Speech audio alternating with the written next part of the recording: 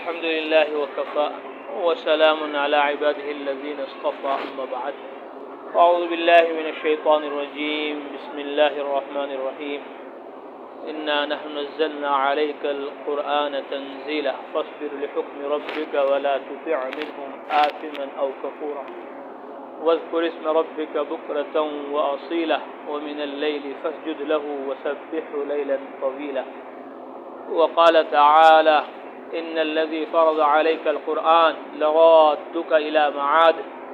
وقال تعالى يا أيها الرسول بلغ ما أنزل إليك من ربك وإن لم تفعل فما بلغت رسالته والله يعصمك من الناس. وقال تعالى يا أيها الذين آمنوا اذكروا الله ذكرا كثيرا وسبحوه بكرة وأصيلا. وقال النبي صلى الله عليه وسلم إنما أنا مبلغ والله يهدي وإنما أنا قاسم والله يعطي. وقال النبي صلى الله عليه وسلم لا هجرة بعد الفتح ولكن جهاد ونية فإذا استنفرتم فانفروا أو كما قال عليه الصلاة والسلام.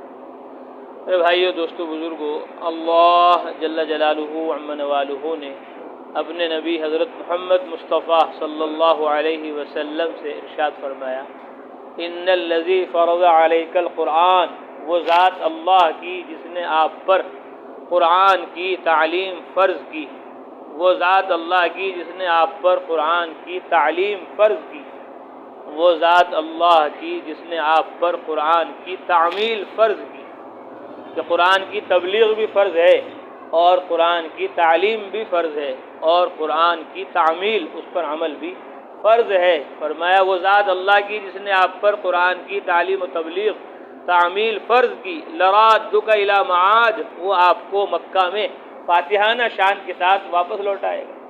عبداللہ ابن عباس رضی اللہ تعالیٰ عنہ فرماتے ہیں کہ کچھ آیتیں، کچھ صورتیں مکہ میں نازل ہوئی، کچھ مدینے میں نازل ہوئی۔ ہم کہتے ہیں یہ مکی صورت ہے، یہ مدنی صورت ہے۔ کچھ قرآن مکہ میں نازل ہوا، کچھ مدینے میں نازل ہوا، لیکن یہ والی آیت نہ مکے میں نازل ہوئی اور نہ مدینے میں نازل ہوئی، بلکہ مکہ اور مدینہ کے بیچ جحفہ ایک جگہ ہے، وہاں پر یہ آیت ان الذی فرض علیک القرآن لرادک الی معاد نازل ہوئی، جب آپ صلی اللہ علیہ وسلم مکہ کو چھوڑ کر مدینہ جا رہے تھے، ہجرت کر دعوت دینے کے لیے، تبلیغ کرنے کے لیے، اللہ کے کلمے کو پھیلانے اور پہنچانے کے لیے، قرآن کی تبلیغ کو، تعلیم کو، تعمیل کو عام کرنے کے لیے آپ اپنا گھر، علاقہ، وطن مکہ چھوڑ کر جا رہے تھے۔ تو آپ صلی اللہ علیہ وسلم تو مکہ چھوڑ کر جائیں، اپنا علاقہ، اپنا گھر چھوڑ کر جائیں قرآن کی تبلیغ و تعلیم کے لیے، اور ہم اپنے گھر میں بیٹھے رہیں، ہم اپنا علاقہ وطن نہ چھوڑیں، تو کیسے ہمارے اندر علم آئے گا، کیسے ہمارے اندر عمل آئے گا، کیسے علم و عمل عالم میں پھیلے گا، پہنچے گا؟ آپ صلی اللہ علیہ وسلم اور صحابہ تو اللہ کے راستے میں ایمان کو، قرآن کو پھیلانے پہنچانے کے لیے، ہمارے اور تمہاری ہدایت کے لیے نکلے۔ کس طرح پوری انسانیت ہدایت پر آ جائے، پوری انسانیت ضلالت سے نکل جائے، کفر و شرک سے بچ جائے، جہنم سے بچ جائے، جنت میں چلے جائے، وہ ہماری ہدایت کے لیے نکلے، وہ تو ہمارے نفع فائدے کے لیے نکل رہے تھے۔ اور اللہ تعالی ہم سب کو معاف فرمائے، ہم اپنے فائدے اور نفع کے لیے بھی نہیں نکل رہے کہ ہمارا ایمان بن جائے، ہمارا عمل بن جائے، ہمارے اندر علم آ جائے، ہمارے اندر عمل آ جائے، ہمارا چہرہ، ہمارا لباس سنت کے مطابق ہو جائے۔ ہم اپنی ہدایت کے لیے نہیں نکل رہے، وہ ہماری ہدایت کے لیے سفر کر رہے تھے۔ تو جب آپ مکہ چھوڑ کر جا رہے تھے، تو آپ جب جحفہ جگہ پر پہنچے، تو آپ صلی اللہ علیہ وسلم نے مکہ کی طرف نظر کی، جبریل علیہ السلام تشریف لے آئے، فرمایا اتشتاق الی مکہ، کیا آپ کو مکے کا شوق ہے؟ آپ نے فرمایا کیوں نہ ہو، میں مکہ میں پیدا ہوا ہوں، مکہ کو چھوڑنا آسان نہیں۔ فرما رہے تھے بیت اللہ، کعبہ تو کتنا اچھا ہے، کتنا اعلیٰ ہے، میں تجھے کبھی نہ چھوڑتا۔ اگر مجھے قوم میری تبلیغ کرنے دیتی، دعوت دینے دیتی، قرآن کو پھیلانے پہنچانے دیتی، تو میں تجھے چھوڑ کر کبھی نہ جاتا۔ ان القریش قد منعونی، قبیلہ قریش مجھے منع کر رہا ہے تبلیغ سے، اس لیے میں تجھے چھوڑ کر جا رہا ہوں۔ تو اللہ کے نبی صلی اللہ علیہ وسلم کو غم ہو رہا تھا اپنے علاقے کا، وطن کا چھوڑنے کا، تو اللہ نے تسلی کے لیے یہ آیت نازل فرمائی، فرمایا ان الذی فرض علیک القرآن، وہ ذات اللہ کی جس نے آپ پر قرآن کی تبلیغ فرض کی۔ آج اس کی تبلیغ کی وجہ سے آپ اپنا علاقہ وطن چھوڑ کر جا رہے ہو، آپ گھبراؤ مت، لرادک الی معاد، اللہ آپ کو مکہ میں فاتحانہ شان کے ساتھ واپس لوٹائے گا۔ آپ گھبرائیے نہیں، ہماری مددیں نصرتیں آپ کے ساتھ ہیں، لیکن ہم چونکہ قربانی چاہتے ہیں، مجاہدہ چاہتے ہیں، ہم نے اعلان کر دیا قرآن میں جاہدوا فی سبیلہ کہ اللہ کے راستے میں محنت کرو، لعلکم تفلحون تاکہ تم کامیاب ہو جاؤ، وجاہدوا فی اللہ حق جہادی اللہ کے لیے جہاد کرو جیسے جہاد کرنے کا حق ہے، والذین جاہدوا فینا جو ہمارے راستے میں محنت کریں گے، لنہدینہم سبلنا کیونکہ ہم مجاہدہ چاہتے ہیں، قربانی چاہتے ہیں، اس لیے آپ کو مکہ چھوڑ کر مدینہ جانا پڑ رہا ہے۔ ایک دن آئے گا آپ مکہ میں فاتحانہ شان کے ساتھ داخل ہوں گے، 1 ہجری ہو گیا، 2 ہجری ہو گئی، 3 ہجری ہو گئی، ابھی 1447 ہجری آج شروع ہو گیا، محرم کی تاریخ پہلی شروع ہو گئی، محرم پہلا مہینہ ہے۔ اللہ فرماتے ہیں قرآن مقدس کے اندر ان عدت الشہور عند اللہ 12 شہرا کہ اللہ تعالیٰ کے نزدیک مہینوں کی تعداد 12 ہے، منہا اربعۃ حرم 4 مہینے اس میں حرمت والے ہیں، برکت والے ہیں، 3 تو لگاتار ہیں، ذوالقعدہ، ذوالحجہ اور محرم، یہ تینوں مہینے عظمت والے ہیں، بزرگی والے ہیں، اس میں اللہ تعالیٰ کے یہاں انعام و اجر ثواب زیادہ دیا جاتا ہے عمل پر۔ اور ایک چوتھا مہینہ رجب کا ہے جو شعبان سے پہلے ہے، رجب کا مہینہ، یہ چاروں مہینے برکت کے ہیں۔ اللہ فرما رہے فلا تظلموا فیہن انفسکم، ان چاروں مہینوں میں اپنے اوپر ظلم مت کرنا، گناہ کر کر اپنے اوپر ظلم مت کرنا، اللہ کی نافرمانی کر کر ان مہینوں کا ادب کرو، احترام کرو، ان میں زیادہ سے زیادہ عمل کرو۔ اس لیے اللہ کے نبی نے فرمایا من صام یوما من المحرم،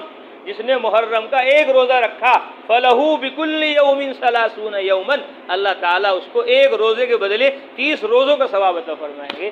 اگر 30 روزے رکھ لیے تو اس نے 30 مہینے کے روزے رکھنے کا اجر و ثواب حاصل کر لیا۔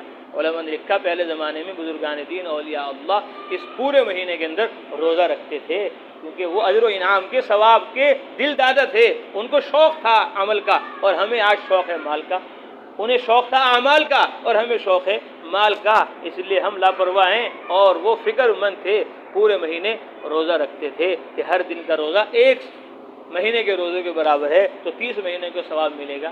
اگر ہم 30 روزے نہیں رکھ سکتے تو کم سے کم 3 ہی رکھ لیں، 3 روزے ہم رکھ لیں، 3 روزے رکھ لیں، 9 تاریخ کا روزہ رکھ لیں، 10 تاریخ کا روزہ رکھ لیں، 11 تاریخ کا روزہ رکھ لیں۔ حضرت مولانا خلیل صاحب سہارنپوری رحمۃ اللہ علیہ نے فرمایا کہ محرم کے 3 روزے ہیں، اعلیٰ درجہ 3 ہیں کہ 9 رکھو، 10 رکھو، 11 رکھو، اور اگر 3 نہیں رکھ سکتے تو پھر 2 رکھو، ایک 9 تاریخ کا رکھو اور ایک 10 تاریخ کا رکھو۔ صحابہ رکھتے تھے روزے، کیا اللہ کے رسول یہودی بھی روزہ رکھ رہے ہیں؟ آپ تو فرما رہے ہیں یہودیوں کی مخالفت کرو، تو اللہ کے نبی نے فرمایا لئن انا بقیت، اگر میں آئندہ سال باقی رہا، لاسومن التاسعہ، تو میں 9 تاریخ کا بھی روزہ رکھوں گا، 10 کا تو رکھنا ہی ہے، 10 تاریخ کا روزہ تو رکھنا ہی ہے، 9 کا بھی میں اگلے سال روزہ رکھوں گا اگر میں باقی رہا۔ لیکن حضرت محمد صلی اللہ علیہ وسلم اگلے سال آنے سے پہلے محرم کا مہینہ گزر گیا، پھر سفر کا مہینہ آیا، پھر ربیع الاول کے مہینے میں آپ صلی اللہ علیہ وسلم کا انتقال ہو گیا، لیکن آپ نے ارادہ کیا اور نیت کی کہ اگر میں اگلے سال زندہ رہا تو 9 تاریخ کا بھی روزہ رکھوں گا۔ اس لیے صحابہ نے، بزرگان دین نے، اولیاء اللہ نے اس سنت کو زندہ کیا کہ جس نبی صلی اللہ علیہ وسلم نے ارادہ کر لیا روزہ رکھنے کا، وہ تو نہیں رکھ پائے کیونکہ وہ تو اس دنیا سے چلے گئے، محرم میں ارادہ کیا تھا اور سفر کا مہینہ آیا اگلا، اور پھر سے اگلا مہینہ ربیع الاول کا، اس میں آپ صلی اللہ علیہ وسلم چلے گئے اس دنیا سے، تو آپ صلی اللہ علیہ وسلم کی سنت کو ہم زندہ کر رہے ہیں، اور صحابہ رضوان اللہ تعالیٰ علیہ مجمعین نے ان کی سنت زندہ کی۔ تو محرم کا مہینہ یہ ہجرت کا مہینہ ہے، ہجری تاریخ 1446 سال گزر چکے، آج 1447واں سال شروع ہو گیا، تو رسول اللہ صلی اللہ علیہ وسلم ہجرت کر کے مکۃ المکرمہ سے مدینہ منورہ جب جانے لگے تو اللہ نے یہ آیت نازل فرما دی کہ جس قرآن کی تبلیغ کے لیے آج ہجرت کر کے آپ مکہ چھوڑ کر مدینہ جا رہے ہیں، لرادک الی معاد، آپ کی یہ محنت رائے گا اور بیکار نہیں جائے گی، ایک دن آئے گا اسلام غالب ہو کر رہے گا، ایمان غالب ہو کر رہے گا، تو 1 ہجری ہو گیا، 2 ہجری ہو گیا، 3 ہو گیا، 4 ہو گیا، 5 6 7 8 ہجری میں حضرت محمد صلی اللہ علیہ وسلم 10,000 صحابہ کو لے کر مکۃ المکرمہ کی طرف مدینہ منورہ سے روانہ ہو گئے، اور کالی پگڑی آپ صلی اللہ علیہ وسلم نے باندھی ہوئی تھی، اور سر آپ صلی اللہ علیہ وسلم کا جھکا ہوا تھا، اور اللہ کی بڑائی تعریف کرتے ہوئے جا رہے تھے، کہہ رہے تھے لا الہ الا اللہ وحدہ، اللہ کے سوا کوئی معبود نہیں، وہ تنہا ہے، نصر عبدہ، اس نے اپنے بندے محمد صلی اللہ علیہ وسلم کی مدد کی، صدق وعدہ، جو وعدہ اس نے کیا تھا وہ وعدہ اس نے سچ کر دکھایا، ہزم الاحزاب وحدہ، اور تنہا ساری باطل جماعتوں کو اللہ تعالیٰ نے شکست دے دی، اور وعز جندہ، اور اپنے لشکر کی اللہ نے مدد فرما دی۔ رسول اللہ صلی اللہ علیہ وسلم سر جھکائے ہوئے سن 8 ہجری میں بیت اللہ کے اندر تشریف لے آئے، کعبہ کے اندر تشریف لے آئے، اور وہاں بت رکھے ہوئے تھے 360، ان بتوں کو باہر نکال دیا اور فرما رہے تھے جاء الحق وزهق الباطل ان الباطل كان زهوقا، حق آ گیا، باطل مٹ گیا، باطل ہے ہی مٹنے کے لیے۔ اللہ نے قرآن نازل کر دیا اذا جاء نصر اللہ، جب اللہ کی مدد آ جائے، والفتح، اور مکہ فتح ہو جائے، ورأيت الناس يدخلون في دين الله افواجا، اور آپ دیکھ لو لوگ اللہ کے دین میں فوج در فوج داخل ہو رہے ہیں، فسبح بحمد ربک، آپ اپنے رب کی حمد کے ساتھ اس کی پاکی بیان کیجئے، واستغفرہ، اور استغفار کیجئے۔ آپ کی تبلیغ پوری ہو چکی، آپ کی دعوت پوری ہو چکی، آپ کا کام مکمل ہو گیا کہ لوگ دین میں فوج در فوج داخل ہو گئے، اللہ کی مدد آ گئی، نصرت آ گئی۔ تو اللہ کی مدد جو آئی، نصرت جو آئی، وہ گھر بیٹھنے سے نہیں آئی کہ آپ وسلم گھر بیٹھے رہے۔ اللہ کی جو مدد آئی، جو نصرت آئی، وہ گھر چھوڑنے کی وجہ سے آئی، مکہ چھوڑنے کی وجہ سے آئی، ہجرت کی وجہ سے آئی۔ تو 1447 شروع ہو گیا، تو یہ 1447 ہجری ہمیں اور تمہیں ہجرت کے لیے مجبور کر رہا ہے، ہجرت کے لیے تیار کر رہا ہے، ہجرت کے لیے آمادہ کر رہا ہے۔ اس طرح تمہارے نبی نے 1446 سال پہلے مکہ چھوڑ کر اس ہجرت کی بنیاد ڈالی تھی مدینہ جا کر، اسی طرح تمہیں بھی حلقہ 3 والوں، تمہیں بھی گنگوہ والوں، تمہیں بھی ہند و سندھ والوں، حضرت محمد صلی اللہ علیہ وسلم کی اور صحابہ کی سنت ہجرت کو زندہ کرنا ہے۔ اسی میں تمہاری خیر ہے، اسی میں تمہاری بھلائی ہے، اسی سے اللہ تعالیٰ تم سے راضی ہوگا۔ والسابقون الاولون من المہاجرین والانصار، کہ وہ سبقت لینے والے، مکہ والے، مدینہ والے، انصار، مہاجرین، مدینہ والے، جنہوں نے سب سے پہلے آپ صلی اللہ علیہ وسلم کے ہاتھ پر اپنا ہاتھ دیا اور اللہ کی بات کو، نبی کی بات کو، قرآن کی بات کو قبول کیا۔ والسابقون الاولون من المہاجرین والانصار، مہاجرین اور انصار میں سے، اور پھر فرمایا والذین اتبعوہم، اور جنہوں نے ان کا اتباع کیا اور جو ان کا اتباع کریں گے، علماء نے لکھا الی یوم القیامہ، قیامت تک، باحسان، باخلاص، اخلاص کے ساتھ، رضی اللہ عنہم، اللہ تعالیٰ جس طرح مکہ والوں سے راضی ہوا، مدینے والوں سے راضی ہوا، اسی طرح حلقہ 3 والوں سے بھی، گنگو والوں سے بھی، اور ہند و سندھ والوں سے بھی، پوری دنیا کے مسلمانوں سے جو ہجرت میں اور نصرت میں ان کی اتباع کریں گے، ان کے نقش قدم پر چلیں گے، جس طرح انہوں نے گھر بار چھوڑا، علاقہ چھوڑا، ایسے ہی یہ چھوڑیں گے۔ تو اللہ نے جس طرح ان کے لیے اپنی رضا کا اعلان کر دیا، تو اللہ کی رضا کا اعلان صبح قیامت تک آنے والے سارے مسلمانوں کے لیے ہیں، بشرطے کہ وہ ہجرت کریں، بشرطے کہ وہ نصرت کریں، ایمان اور عمل کے لیے قربانیاں دیں، مجاہدہ کریں۔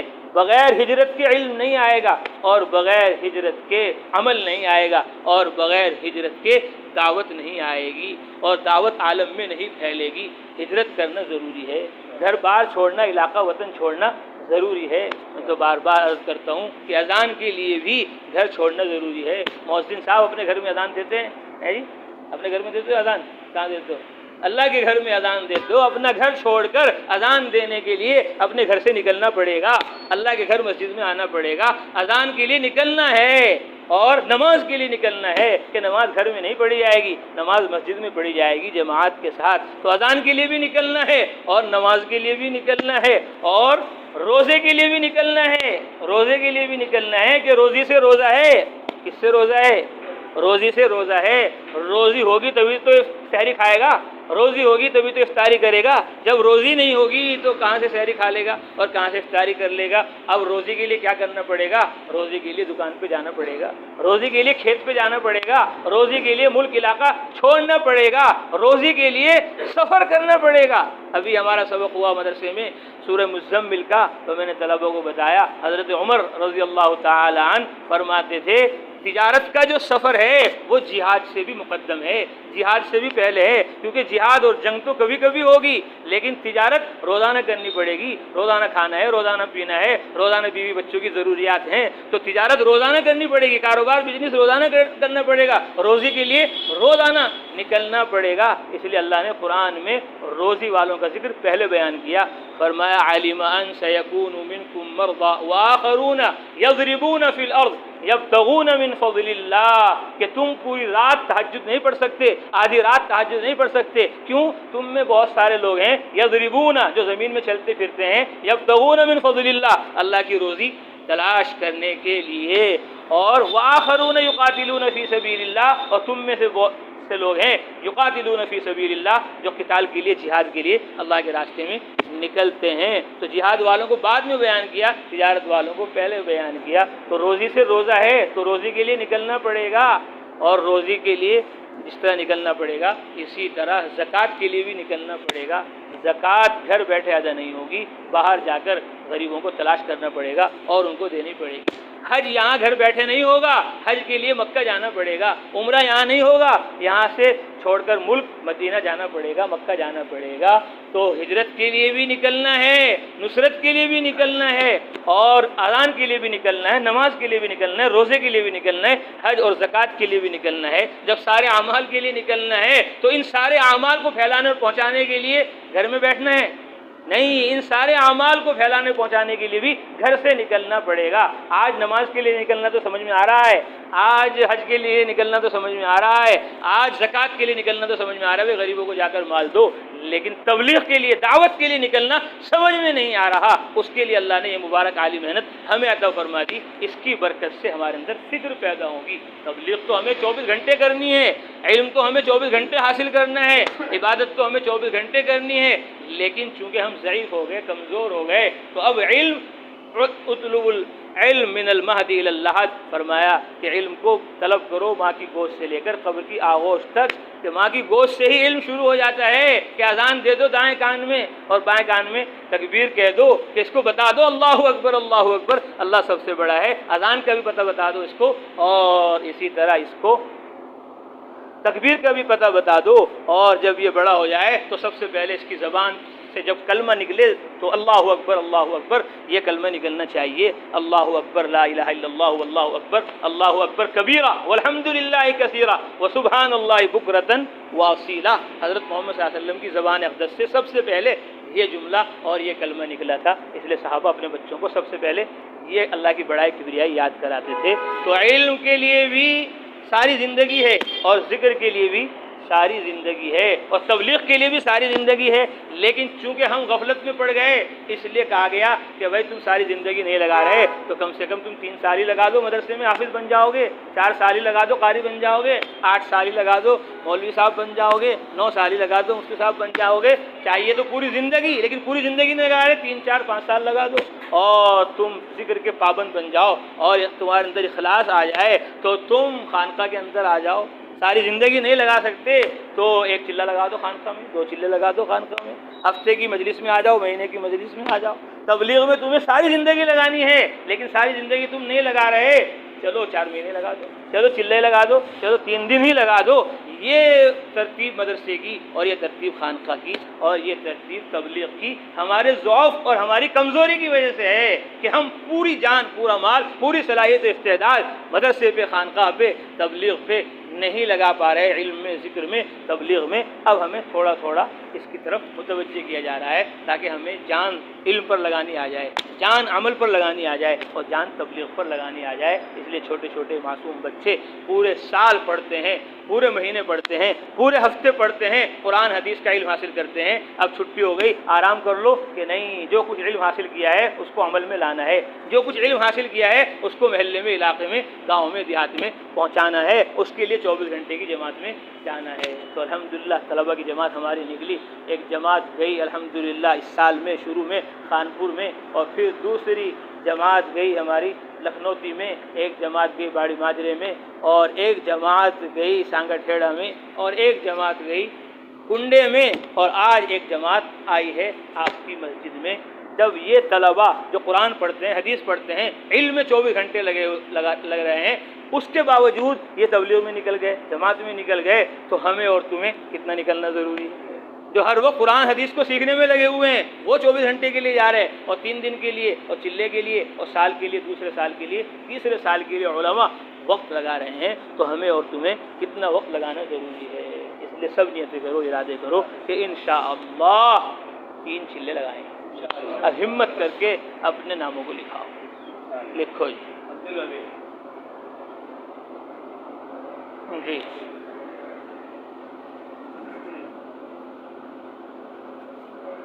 اور ہمتیں کرو.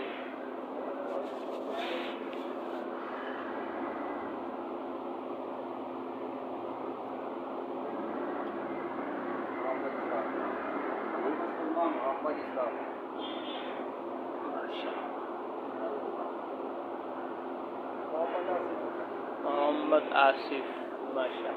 اور بتاؤ. محمد نوید ماشاء اللہ. اور ہمتیں کرو. محمد شاداب 4 ماہ اللہ قبول فرمائے.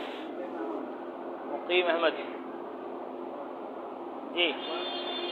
محمد ساحل. محمد ساحل ماشاء اللہ. اور ہمتیں کرو گے اور ارادے کرو. محمد ساجد ماشاء اللہ. اور بتاؤ. محمد احسان اللہ قبول فرمائے. اور بتاؤ.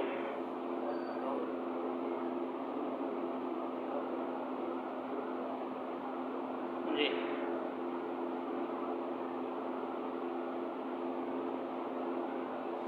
بولو بھائی بولو.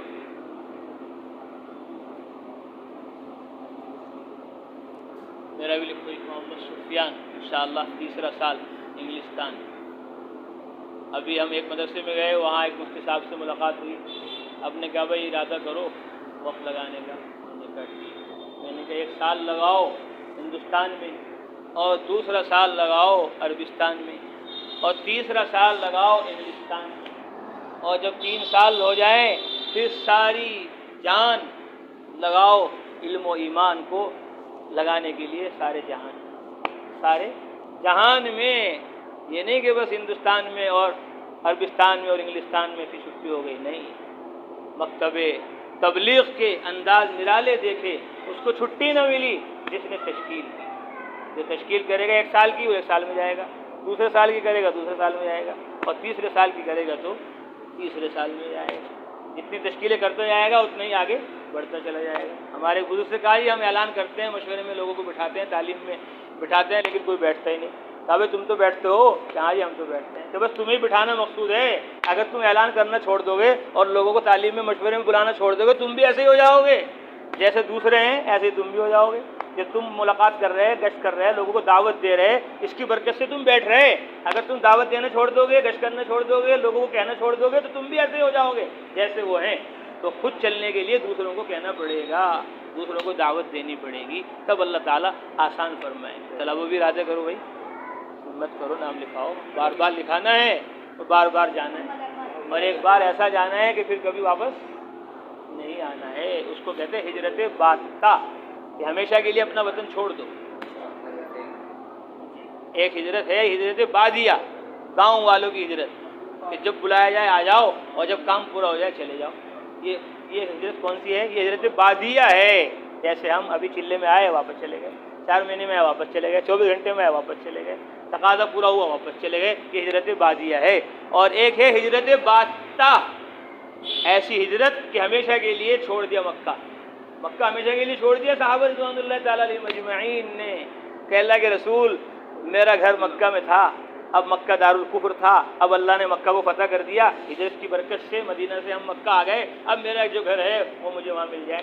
کہا بھائی چاہو تو یہ لے لو اور چاہو تو جنت میں. یہ جنت میں چاہیے کہ میں بھی چھوڑ دوں اس کو. عبداللہ ابن عمر رضی اللہ تعالیٰ عنہ جب گزرتے تھے مکہ میں, اپنے اس گھر کے پاس سے جو ان کا مکہ میں تھا اب مدینے میں ہو گئے, تو چہرے کے اوپر کپڑا ڈال لیتے تھے کہ جس گھر کو چھوڑ دیا اللہ کے لیے بس چھوڑ دیا, اب ہم مدنی ہیں, ہجرت ہماری کامل اور مکمل ہے. تو آپ صلی اللہ علیہ وسلم نے مکہ چھوڑا, ایسا چھوڑا ایسا چھوڑا, آج تک کہاں ہیں؟ مدینہ منورہ میں ہیں, واپس نہیں آئے. اس کو کہتے ہیں ہجرت باتا, کہ ایسی ہجرت ہمیں کرنی ہے کہ ہمیشہ کے لیے وطن چھوڑ دو, تبلیغ کے لیے, دعوت کے لیے, اللہ کے کلمے کو بلند کرنے کے لیے.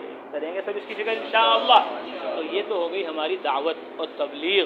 اور علم حاصل کرنے کے لیے یہ بچے ہیں, حافظ بن رہے, قاری بن رہے, عالم بن رہے, اور ہمیں بھی اپنے بچوں کو حافظ بنانا ہے, عالم بنانا ہے, تاکہ سارے عالم کے تقاضے ہمارے گھر سے پورے ہونے چاہیے.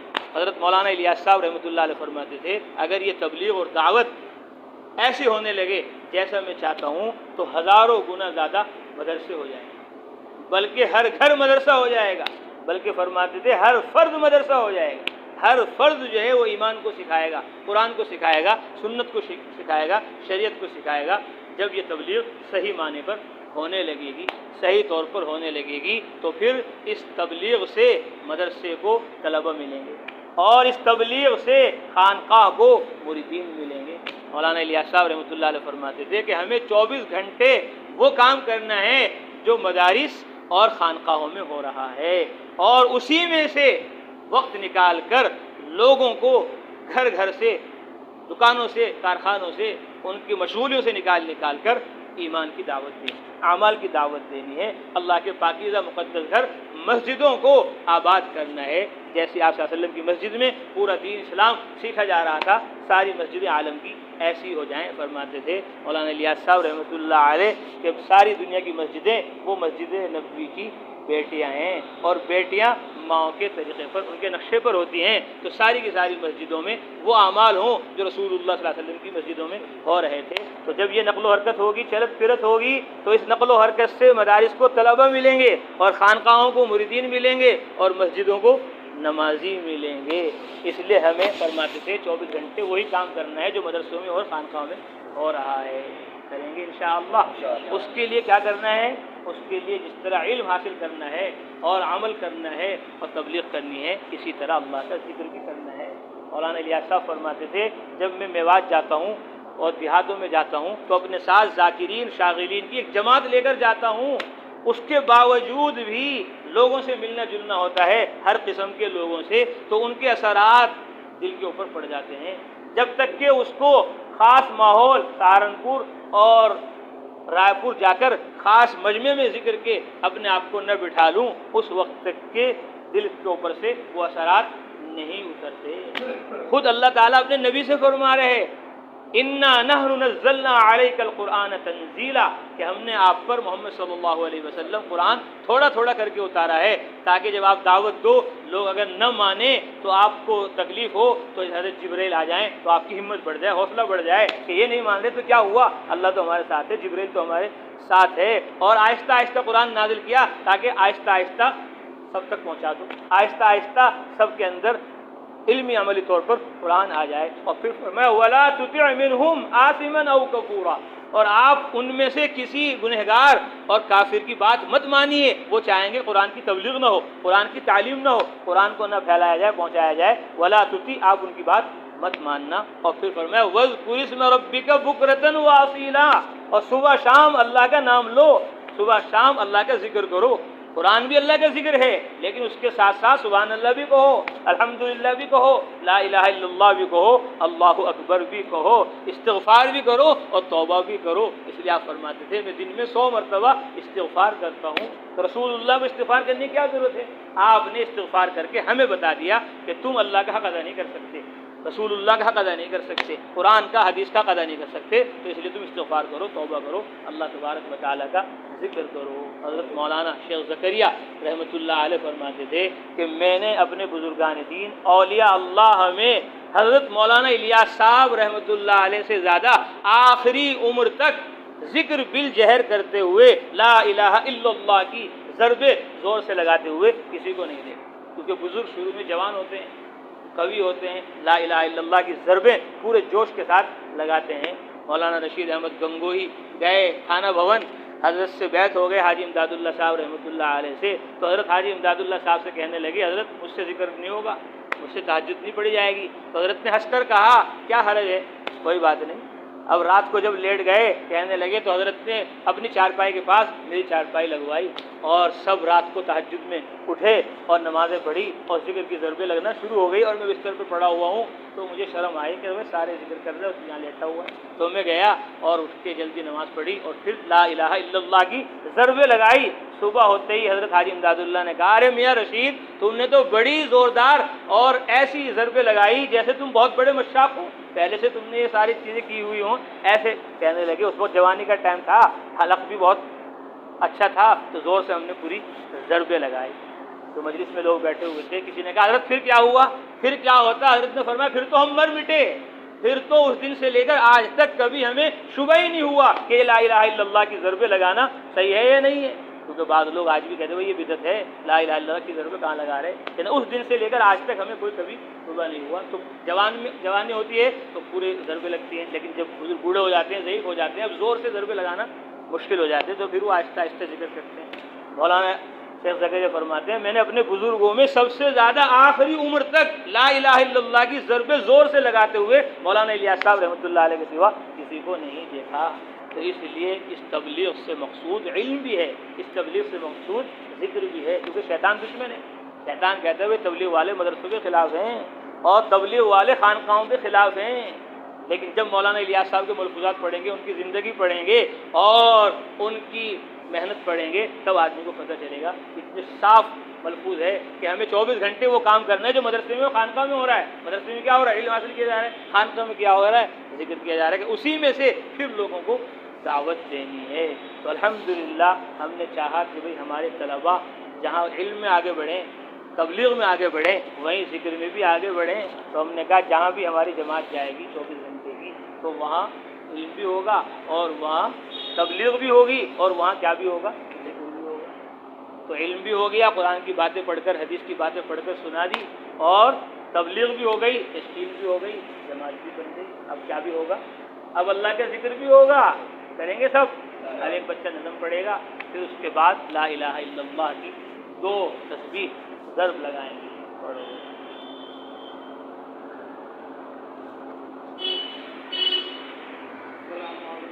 وعلیکم السلام۔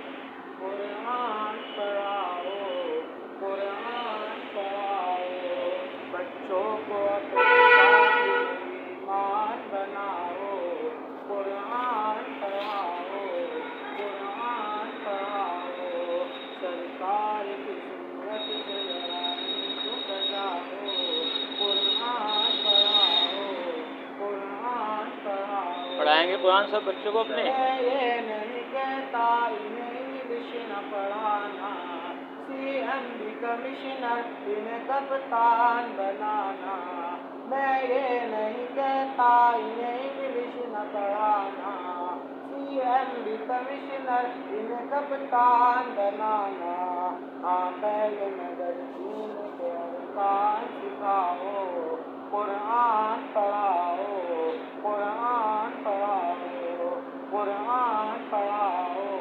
قرآن پڑھاؤ۔ پڑھائیں گے سب انشاءاللہ۔ BS بھی کراؤ، انہیں MBA کراؤ، سائنس بھی پڑھاؤ اور چاند پہ جاؤ، BS بھی کراؤ، انہیں MBA کراؤ، سائنس بھی پڑھاؤ اور چاند پہ جاؤ، ہے شرط مگر پہلے مسلمان بناؤ، قرآن پڑھاؤ، قرآن پڑھاؤ۔ تبلیغی آئے ہیں، تبلیغی آئے ہیں، تبلیغی آئے ہیں، تبلیغی آئے ہیں، تبلیغی آئے ہیں، اللہ قوت کے پرچم لہرائے ہیں، تبلیغی آئے ہیں، تبلیغی آئے ہیں، بچوں کو جو رستے پہ لائے ہیں، تبلیغی آئے ہیں، تبلیغی آئے ہیں۔ نام نہیں تھا کوئی بھی جماعت کا الیاس کی، نہ کوئی ذاتی فائدہ بصیرت کے اخلاص کی، نام نہیں تھا کوئی بھی جماعت کا الیاس کی، نہ کوئی ذاتی فائدہ بصیرت کے اخلاص کی، اخلاص کی برکت سے دنیا پہ چھائے ہیں۔ ابھی امریکہ میں شکاگو میں اجتماع ہو رہا ہے،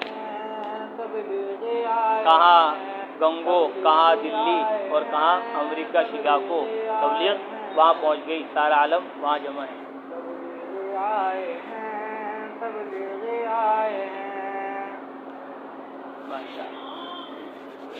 اب 2 تسبیح لا الہ الا اللہ کی پڑھیں گے۔ لا الہ جب کہیں گے تو یہ سمجھیں گے کہ اللہ کا ہر غیر ہمارے دل سے نکل رہا ہے، اور جب الا اللہ کہیں گے تو یہ سمجھیں گے کہ اللہ کا یقین، اس کی محبت ہمارے دل میں آ رہی ہے، اور درمیان میں محمد الرسول اللہ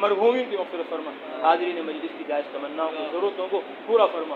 اے اللہ ہمیں پوری امت مسلمہ کو جہنم سے نجات عطا فرما، اے اللہ ہمیں پوری امت مسلمہ کو جنت الفردوس میں داخل فرما، اے اللہ ہمارے 1447 ہجری کے شروع ہونے کو قبول فرما، اس پورے سال میں ہمیں علم میں لگنے کی توفیق عطا فرما، عمل میں لگنے کی توفیق عطا فرما، ایمان اور عمل پر استقامت ہمیں عطا فرما، اے اللہ گمراہی سے ضلالت سے ہماری حفاظت فرما، ہدایت پر ہمیں استقامت عطا فرما، ہماری بخشش فرما، اے اللہ ہماری ہدایت کو زیادہ فرما، ایمان کو کامل فرما، مکمل فرما، یا ارحم الراحمین ہماری پوری امت کی مغفرت کے بخشش کے فیصلے فرما، اے اللہ ہم نے جو مانگا وہ بھی عطا فرما، جو مانگنے سے رہ گیا وہ بھی عطا فرما، یا ارحم الراحمین ہم نے سنا ہے پڑھا ہے کہ جمعے کی رات میں آپ کی طرف سے بخشش ہوتی ہے۔ حضرت یوسف علیہ السلام کے والد یعقوب علیہ السلام نے انتظار کیا تھا اس رات کا اپنے بچوں کی مغفرت کے لیے، اے ارحم الراحمین آج آپ نے یہ رات ہمیں عطا فرما دی، علم کے ساتھ، ذکر کے ساتھ، عبادت کے ساتھ، اے اللہ اس مبارک رات میں ہم سب کی بخشش کے فیصلے فرما، مغفرت کے فیصلے فرما، ہم سب کی بخشش کے فیصلے فرما، اے اللہ ہم نے جو مانگا وہ بھی عطا فرما، جو مانگنے سے رہ گیا وہ بھی عطا فرما۔ اللہم انا نسألک من الخیر کلہ عاجلہ وآجلہ ما علمنا منہ وما لم نعلم ونعوذ بك من الشر كله عاجله وآجله ما علمنا منه وما لم نعلم، نسألك الجنة وما قرب إليها من قول أو عمل، ونعوذ بك من النار وما قرب إليها من قول أو عمل، نسألك مما سألك به محمد صلى الله عليه وسلم، ونعوذ بك مما تعوذ منه محمد صلى الله عليه وسلم، وما قضيت لنا من قضاء فجل عاقبته رشدا، آمين۔ صلى الله تعالى على خير خلقه محمد وعلى آله وأصحابه أجمعين برحمتك یا ارحم الراحمین۔ بھائی جماعت کی تقاضے کی بنیاد پر یہاں ٹھہرائی گئی کہ حلقہ تین میں ماشاءاللہ طلبہ کی تعداد کافی ہے، تو یہاں کے طلبہ سے بھی ملاقاتیں ہونی ہیں ابھی بھی اور صبح میں بھی، اور اس کے ساتھ ساتھ اشرف العلوم میں بھی اور دارالعلوم اسٹوڈیو میں بھی اور خانپور میں بھی طلبہ انشاءاللہ جائیں گے، وہاں ان سے بھی ملاقاتیں ہونی ہیں، کیونکہ ہمارا جوڑ ہے آئندہ جمعرات کو طلبہ کا